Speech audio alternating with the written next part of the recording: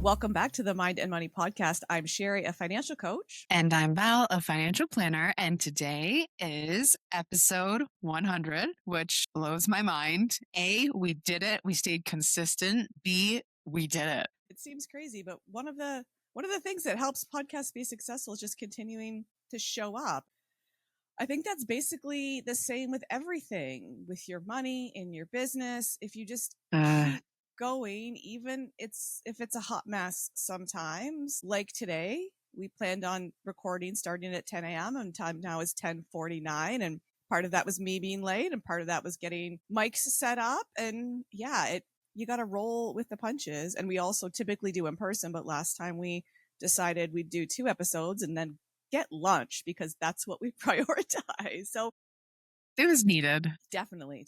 And today we are going to run down some of our top tips for managing money for folks with ADHD. And we each wrote our own little lists, and I'm certain there's a lot of overlap, but we're going to see how that goes. And why don't you take it away, Val, with your first tip? And my gut's telling me it's going to be the same as my first tip. I feel like this is almost like a financial vow because we wrote them separately and now we're going to share them with each other and the world. We're sharing our love for money. So I reflected on my own financial journey and working with you and being a financial planner. And the first thing I said, so top 3 money tips. Number 1 is have a system. Have a system that works for you. Whether it's having multiple accounts for different savings goals or vehicle maintenance and pet, because those aren't necessarily savings goals, but they come up. So those different areas of expenses in our lives as a business owner, that goes to the next level where you separate personal and business. That was huge for me. But even as that T4 employee, having a system where, okay, my pay goes in this day and the next day, X amount goes to this account, X amount goes to this account. Knowing this is how much I can spend, and I spend it where? Do I spend it from a spending account, a different checkings account? That's a big one too, is like separating your bills and your spending. I think that's so huge because it's really, another one later on is about credit cards, but that was my first one, is having a system. What's yours? Same, but different. So it was separate money. Don't have it all in one account. So if you take one piece from this podcast, do this, please. If your money is all in one account, so if your personal money is all in one account, have at least 2 accounts, one for your bills and one for spending. You could add one more, and it's one for like impulsive spending, because then there's a way to separate it. And doing this and having a system, I firmly believe that when I start working with a new client and they do this and they come back to me, they're like, oh, it just got easier. I feel a lot less stressed. And it's because when you give money a job as soon as possible, you have to do less mental math to answer the question, can I buy this now? You don't have to go into one account and think, well, my electric bill is going to come out in 2 days and my phone bill is going to come out in a week. And do I get paid in 6 days or 8 days? You don't have to do that mental math. And it's so freeing. You make decisions based on the balance in your spending account. And it's just a game changer. Yeah, there's clarity around what the job of the dollars are. And it helps too to kind of release that feeling, because often when we have one account and it starts to pile up, it creates this like abundant scarcity battle of, I don't want to let it go. It's been my security. I don't like to see it below this amount. Well, what's your goal with this amount? Oh, I don't have a goal. I just like seeing it. So by separating it, and even like, I love nicknaming accounts. I love it. I love it. I love it. And I have gone through having one account, which was very overwhelming, to having 18 accounts, which I loved, but it wasn't the system for everyone. And now I hover around probably 5 to 6 accounts. And it's what works for you. How do you want to separate things? Look at your life and apply it. I just want to do a real quick analogy here, because we love a good analogy. And yes, we do. Going from one account for your personal that everything happens in to multiple accounts feels like taking a basket of laundry that is full of everything. It's got clean laundry. It's got dirty laundry. Nothing's folded. It's got sweaters. It's got underwear. It's got everything.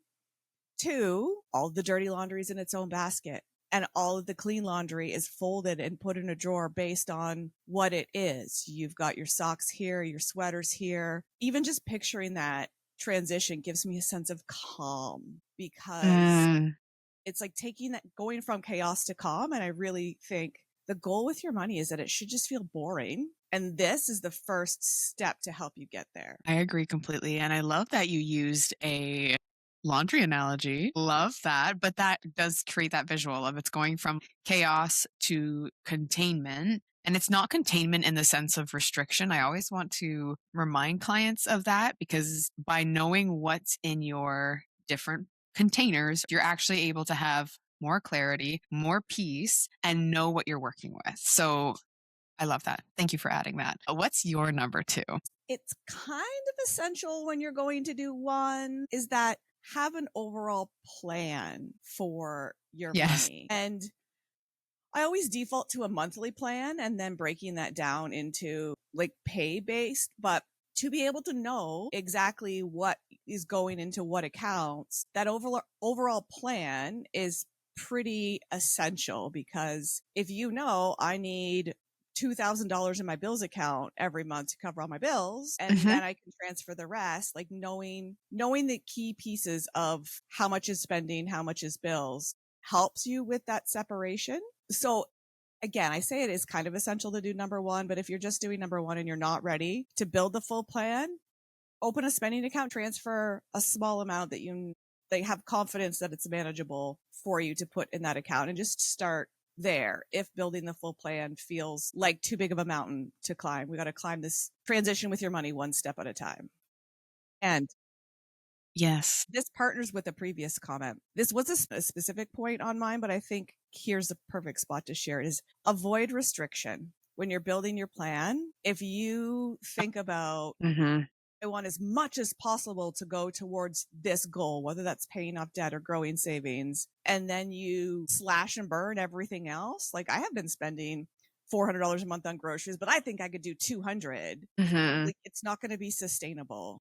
So I love a plan that gets us to our goals faster, but if we only do it for 2 weeks because it's not sustainable, it's not going to achieve that. 100%. It's like the binge aspect of like, I'm not going to do anything. And then we go so extreme to one side that we fling back the other side, because we're like, well, I'm going to eat all the sugar because I have been depriving myself. So adding on to that, which is an interesting piece, that when we have the spend account, the ideal, especially if we're maybe doing a reset or kind of getting our training wheels back on, the ideal is to spend directly from that spend account. One of my pieces is keep credit manageable. So where credit comes into play is credit cards can give us a really false sense of zero.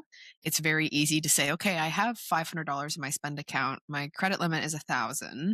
I want to get this thing for 700. Like I'll catch that up later. So I'll put it on my credit card. But then there's this false like, oh, but I've still got 500 in my account. So it's a tough one, because we want to use credit cards to build our credit, of course. But for some of us, when we're, again, I'm going to use the word resetting, it can be a little bit detrimental if we have the credit card, and credit companies love to give us increases. So we have the credit card with the $20,000 limit, and we've got set to in our spend account of 500 a week, let's say. It's very easy to be like, oh, well, I'm through my spend, but I still want to go do this. I've got my credit card. I'm not saying that you can't ever do that. It just becomes risky. And that was one of my pieces when I started in business. Was credit was a big part of helping me to build my business and deal with the income ebbs and flows. When I didn't have a system, it was kind of just survival at that point, but keeping it manageable. Assumed when I was younger, I think I had my first credit card at 18. I was like, well, the more that they offer you, like, take it just in case, take it just in case. Very easy to also use it just in case. So keep credit manageable. It is a tool to help us, but it can also harm us. And when it comes to that spend piece, if you're someone that's like, I really like using my credit card for the points, I can have my separate spend account, but then I pay my credit card from there, I would recommend lowering the limit on your credit card then. Yes. And mine to credit cards is maybe a little less flexible, but I think we're kind of speaking the same language, is don't use a credit card if you are carrying credit card debt and have the goal of paying it off. Because here's Here's the cycle that I see happen all of the time is we get paid, we know what we need to cover our bills, and then we put every other dollar we can to pay down our credit card balance. So maybe we're putting $500 on our credit card balance and we think, woohoo, we're paying down $500. This is great. And then we, of course, have to live. We have to get to places. We need to pay for transportation, food. And then we have to use our credit card because we need those things. But because it's on a credit card that we're probably not paying super close attention to because we're carrying a balance and we don't like to see that in our face. So then maybe we put $600 on that credit card. So then it just ends up being a roller coaster because we don't have clarity around how much are we actually adding to it and how much are we paying and where does the interest come in. So really having a plan where math wise, it doesn't make sense to take $100 and pay down your credit card and then take that $400 difference and put it in a spending account and use that for spending because you're like, well, the sooner I put a chunk on my credit card, the less interest I pay. And that is true. But if you can spend $500 with $400 into a spending account and $100 going to your credit card versus increasing your balance by $100, ultimately you end up further ahead. So from a math perspective, it doesn't necessarily make sense. But from a psychological having systems in place that help me take my plan and implement it in my life, then you will see that credit card balance trending down. If you pay $100 on it every payday, depending on your balance and the interest, of course, seeing it trend down and only going down because you're not adding to it. Or if there's something, for some protection, you want to use your credit card and then you're paying that off immediately. So if you put $200 on it, you make a payment for $200 because that's what you added to it. So having a system so that you only see that balance going down. And for a lot of people, this is from just pausing use of it. And some people decide to integrate it back into their life and others realize, you know what? I don't need that extra step of using the credit card and then paying it off. I'm just going to continue to use my debit because that makes my life easier. I echo that. I think we're saying similar things. We just have different approaches and it really depends on the client and on that situation. And I will also add on, if you do have a credit card that you're actively trying to pay down, don't hesitate to turn up the dramatics, call the credit card company and ask, can they lower your interest rate? Can they pause interest being charged? Like, do not hesitate to ask. The worst you can be told is no. And that's not the worst because then we're just back to where we were and we maybe spent 20 minutes on the phone while we were doing some things. I had a client once who took 5 minutes and I think she saved herself like 6 or 7% interest. So then we calculated what impact that had on how much interest she was spending. It's remarkable how that changed. Yeah.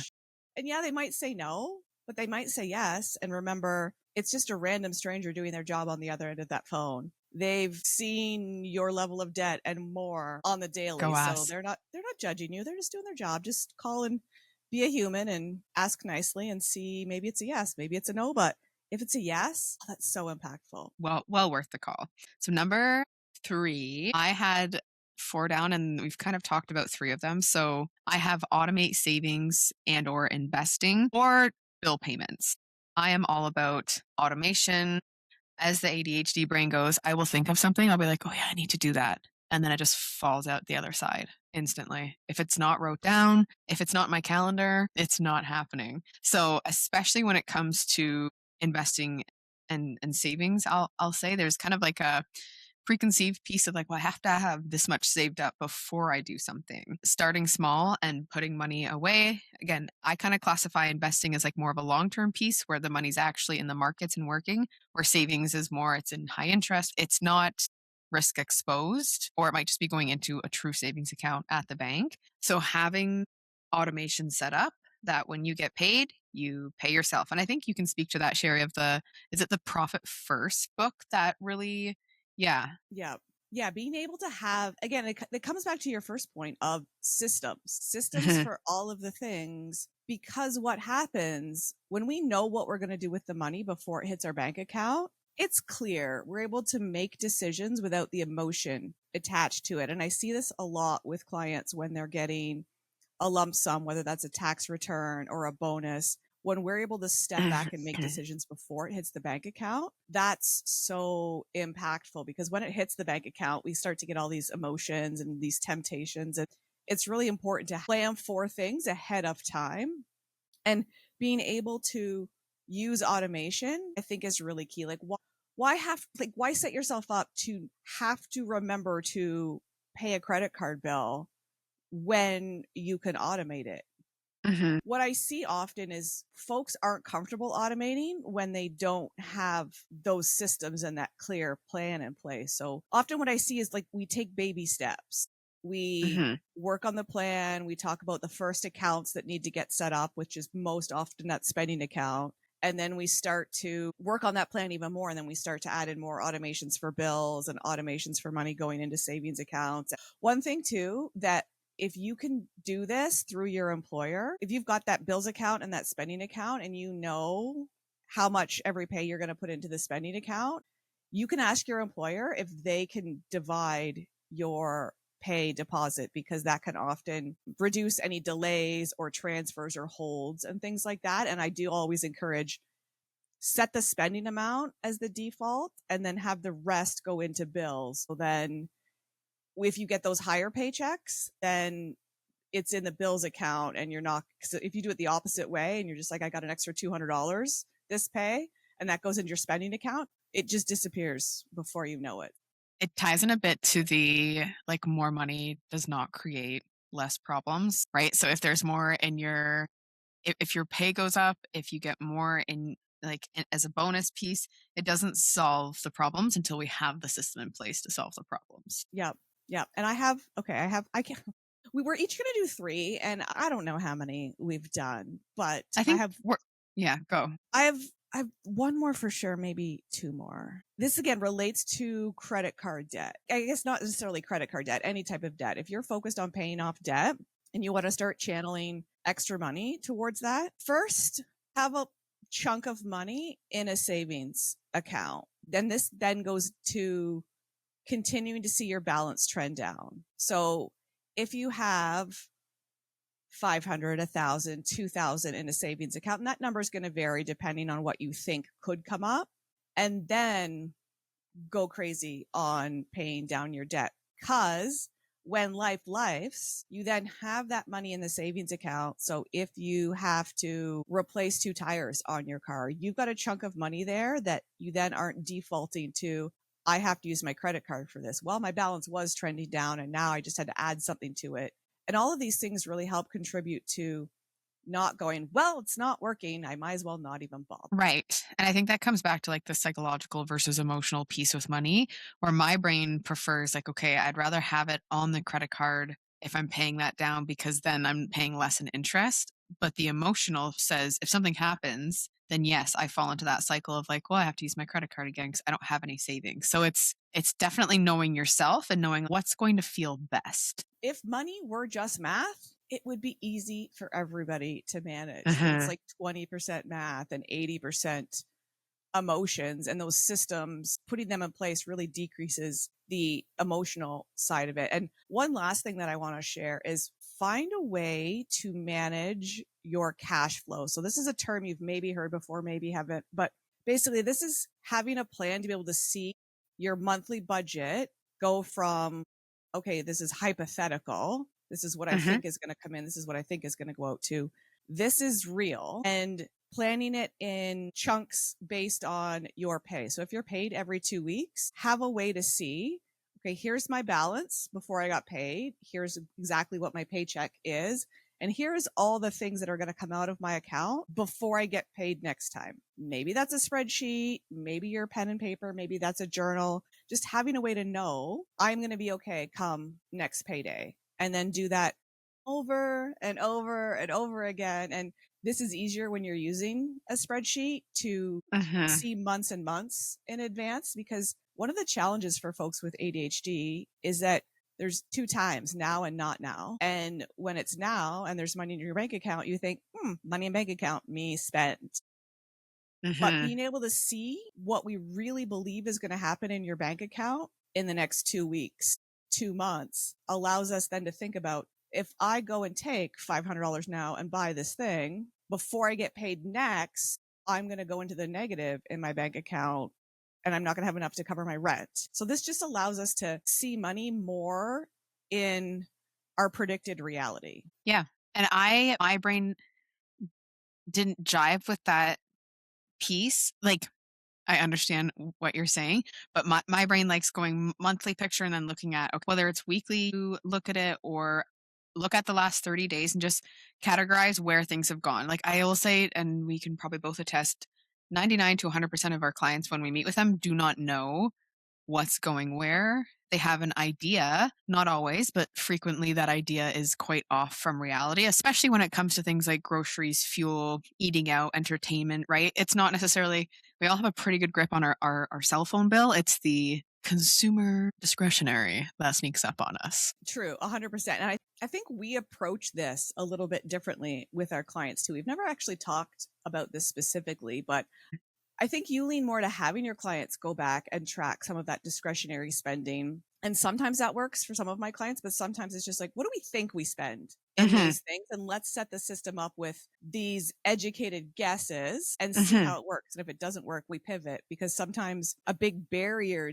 to having that monthly like snapshot in that plan is, well, first I have to go back and check the last 3 months of all of my transactions on my bank account and credit card to see what I'm spending in category A. And it's like, well, no, if that's going to take us too long, we're not going to do that. We're going to guesstimate and then we're going to move forward, because sometimes that can be a big block. Yeah. A lot of the times it'll be looking at the last full month, never the last 3 months. Cause yeah, that's a block right there. I don't even want to do that for myself. So, but if there's something that they're like, well, I think this, then we guesstimate. But moving forward with yours, that makes sense. Then you get more accuracy. And often that's where the surprises come out, right? Like last night I did it with a couple and we got some of it exact because they could remember some of it exact, but other parts were estimates. And the numbers say there should be an additional $2,000 every month, which is typically the case. It looks really good on paper, but in living, one of those categories or two of those categories is costing us more than we think we're spending more than we think we spend in an area or two. The reality piece of like, okay, this is what it says. So then how do you have a system to stay within those guidelines that we put in place? And they're very healthy guidelines, right? We didn't restrict. He had a habit of smoking. She has pieces. She's like, I would like to keep going to yoga, still putting personal spend in there, healthy fuel, healthy grocery things, right? Like we didn't say you can't do this anymore. Even doing all of those things that we said, they still had extra money. So it's then putting the system in place for how do we do what we said and show that extra money? Yeah, it's sometimes wild how much surplus there should be that people aren't feeling. I started working with a client in October, and in December we were meeting, and she is a business owner. So she had the business side of it and the personal side of it. And within 2 months, she actually said, like, where is all this money coming from? It was always here. It was always here. And now you're being really intentional with it, and you have a plan, and you can see, if I do this today, it impacts this tomorrow and next week. And that is just giving her not only the confidence to know when she can pay extra on her credit card and when she can start building a vacation fund so that she can continue to pay herself regardless of days off. And we got through the holidays with reduced work, and she's generally paid once a month for the services she provides, but is paying herself biweekly because it lines up with her spouse's pay. And we've got a 3-pay month coming up in March, and we're seeing that and we're planning for it. Versus before, that would be it's the time in March where she's supposed to pay herself, and just that, holy shit, I can't do it, and not really having that clarity around, well, why can't I do it? So it's just it having that plan, leaning into those automations, planning your money forward, having a separate bank account. And the power of the separate bank account, I've had clients come to me too and be, okay, well, it's payday and I'm adding more money to that account today, but there's $300 left in it. I didn't feel restricted the last 2 weeks. How is that possible? It's like, well, because there was a smaller pot of money, which changed how you made decisions around spending it. Really, it sounds a little unhinged maybe, but if you've got 7 categories that are being covered by that spending account, I don't care if you spend $0 in one and extra in another, as long as that account covers those categories, that's all that matters. And For it sure. doesn't require tracking, and it only requires, do I have enough money to cover my essentials between now and the next time that money goes in? And if you do, the rest can go wherever you want it to go. Yes. So freedom within the containers.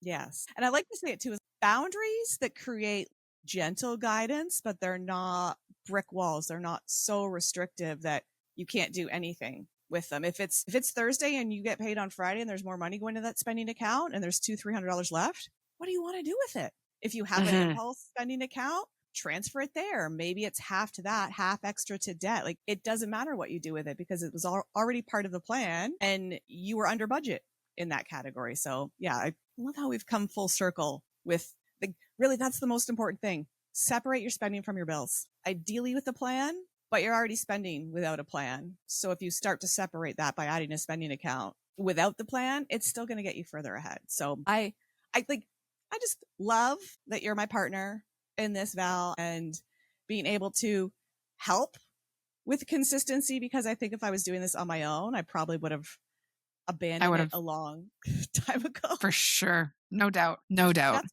That's one of the best ways to have consistency, is like have a partner in crime, have somebody that you're committing to do something with on a regular basis, whether that's a money date with a spouse or partner, whether that's a money date with a friend or with an accountability buddy. Just find those systems that help you continue to show up for yourself, because again, that continuing to show up is the path to success, whether you show up with 10% today and 90% tomorrow or 5% for the next 2 weeks, you're still moving forward. And that's what's really important. So I hope we've inspired you to make some changes with your finances and think about baby steps, not coming start out of the small. gate sprinting.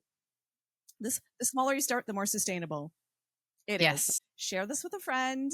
Go and subscribe so that you get notifications, and that helps our podcast reach more people. And thank you for listening. And we can't wait to see you next time on the Mind and Money podcast.